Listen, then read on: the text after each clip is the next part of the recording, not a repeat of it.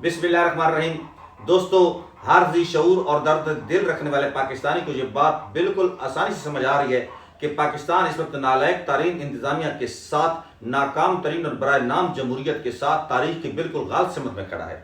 जब दुनिया आपस में गथम गुथा है और बिल्कुल नई तब्दीलियाँ होने वाली हैं, तो पाकिस्तान की खारजा पॉलिसी तकरीबन बिल्कुल अजीब सा मंजर पेश कर रही है। और इसलिए तो पाकिस्तान की इस खारजा पॉलिसी की वजह से मीम्स बन रही हैं।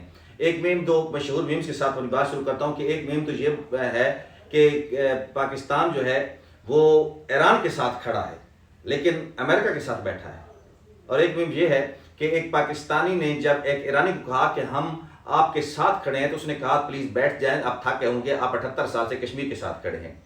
जी हाँ, ये जो जिसकी घुट्टी में चापलूसी और खुशामद हो, उसकी चापलूसी और खुशामद का नुक्ता अरूज है कि पाकिस्तानी हुकूमत ने, पाकिस्तानी इंतज़ामिया ने कहा है कि डोनाल्ड ट्रंप को अमन का नोबेल प्राइज़ दिया जाए। तो कमाल की बात है, सुभान अल्लाह, क्या क्या खुशामद है। एक ऐसा शख्स जिसने बराह रास्त बिल वास्ता या बिला वास्ता गजा की पट्टी के बच्चों को शहीद करवाया है और अब वो ईरान पर दौड़ पड़ा है, जिसकी रऊनियत, जिसकी फिरौनियत और जिसके लहजे की फिरौनियत का ये बात है कि वो धमकी से कम बात ही नहीं करता है। उस शख्स को अगर नोबेल प्राइज़ मिल सकता है तो शहबाज शरीफ साहब, ये नोबेल प्राइज़ फिर फिरौन को भी मिल सकता है, ये अमन का नोबेल प्राइज़ फिर शैतान को भी दिया जा सकता है। उसने अब इसराइल के बाद, इससे पहले भी उसकी कई कारस्तानियाँ हैं, वो दुनिया के सामने हैं।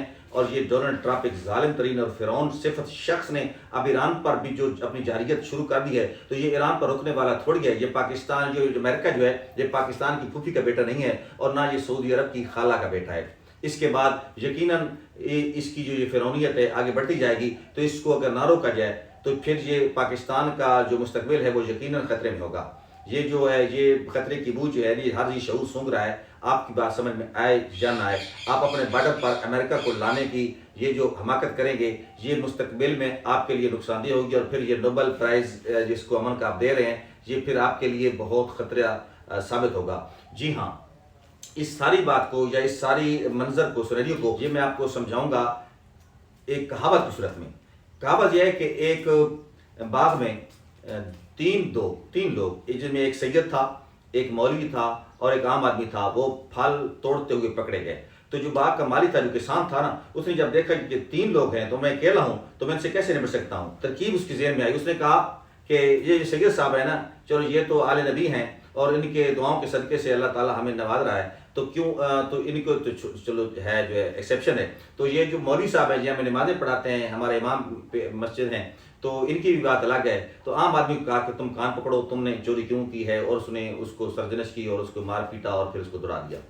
उसके बाद वो फिर दोबारा मुखातिब हुआ। उन्होंने कहा ये सैयद साहब जो हैं, ये तो हमारे लिए मुक़द्दस हस्ती हैं, ये तो सारा माल ही इन्हीं का है, लेकिन मौलवी साहब जब आप हमें नमाज़ पढ़ाते हैं तो हम आप उसके बदले में आपको तनख्वाह देते हैं, आपने बात क्यों तोड़ा, आपने फल क्यों तोड़े। और उसने मौलवी साहब को भी मारा पीटा और उसको वहाँ से भगा दिया।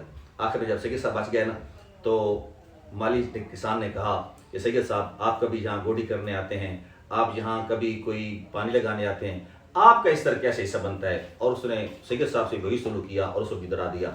तो ये हिकमत अमली में आप समझ लाएंगे, जिस कहावत में जो अमेरिका है वो किसान है, माली है, और जो सैयद साहब हैं वो सऊदी अरब है, और जो मौलवी साहब हैं वो पाकिस्तान है, और आम जो आदमी है उसको आप ईरान या इसराइल समझ लें। और आप ये जो समझने वाले होंगे इस कहावत से बात को समझ चुके होंगे, और जो नहीं समझ रहे उनको तारीख समझा देगी, क्योंकि तारीख बहुत बड़ा टीचर है, बहुत बड़ा उस्ताद है। आखिर में इकबाल का शेर एक तरमीम के साथ कि न समझोगे तो मिट जाओगे पाकिस्तान वालों, तुम्हारी दास्तान तक भी न होगी दास्तानों में।